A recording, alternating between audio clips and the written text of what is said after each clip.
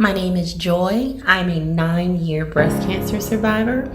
I was diagnosed at the age of 33. I'm a mother of 2 children. At the time of my diagnosis, my children were 7 and 11. I had to overcome many obstacles from the very beginning, starting with needing to advocate to get a mammogram at the age of 33 when I did not have health insurance and the laws were different.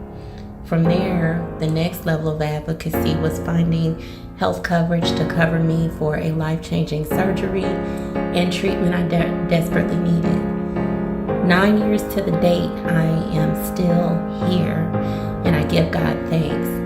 I am a metastatic breast cancer thriver, which means that the breast cancer has grown aggressive and it has expanded beyond the parameters of my breast, which makes my treatment ongoing and a little bit more complex.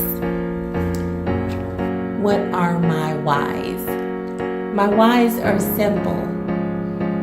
It is to thrive, to live life walking in my purpose, to operate in the things that I am passionate about and the things that God has called me to operate in. My whys are my children. My whys are the things around me that are love and light. My whys are being blessed to be able to put together a beautiful party or decorate homes, or whether or not it's preparing a 5-star meal. My whys are in my gifts and the things that continue to allow me to thrive. Those are my whys. What does being a cancer thriver entail? Well, for me, it entails a lot of things. It entails, first and foremost, very high dosages of faith, 1,000% faith.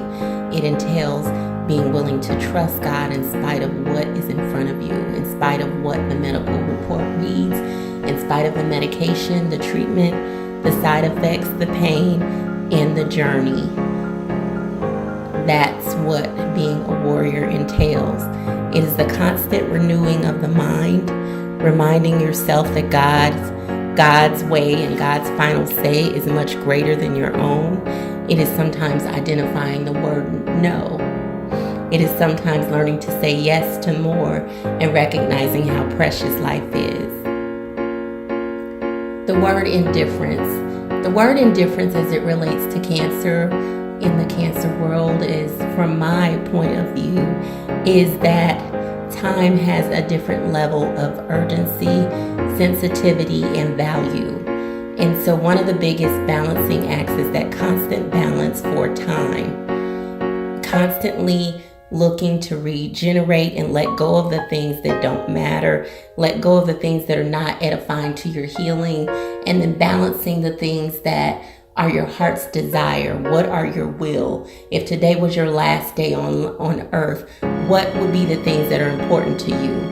And so sometimes that timeline requires being a little bit self-full, which can sometimes translate into selfishness. Example, social media. You may have had a rough week or having a rough month, or in my case, it's been a challenging year as the tides to treatment have not stopped and they've been getting swifter. But yet you might post a picture just really eager to share the memory of you and your children having some time, or you being able to just share just a glimpse of something in you in happiness. And unfortunately, that picture does not include the back end story. What it took for you to get up and go to the park with your children. What it took for you to get up out of bed and make that meal. How you might be back in bed 2 minutes after you gain the strength to do what your heart desired. And so sometimes it paints a false picture and it puts you up on a billboard as though, yes, joy is up and moving and everything is great. Let me call, let's do this, let's do that. And sometimes that indifference is that, not that you are a victim. However, through your quest to get to the victory, it requires using wisdom and being obedient to your mind, body, and soul. And that does not come with a Webster's dictionary for those that you love and that are near and dear to you that may not simply understand your journey as much as they love you. they are not in your shoes. Life beyond cancer. I encourage anybody that is overcoming cancer or has beat cancer to really look and identify with who are you beyond cancer.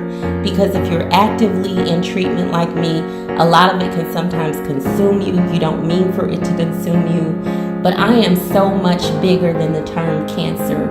You are so much bigger than that term. There are so many things that are greater than that. Love is greater than that. God is bigger than any cancer report. So I am so much more than a cancer thriver. I'm a mother, I'm a daughter, I'm a sister, I'm a niece, I'm a cousin. I am light. I am a business owner. I'm a writer. I'm a nurturer. I'm a healer. I am a chef. I am so many things beyond cancer. And I challenge those that are in the battle with cancer to constantly bring yourself to that place that when you finish with appointments and when you finish losing all your hair and juggling treatments, that you stay in tune with who you are with or without the diagnosis.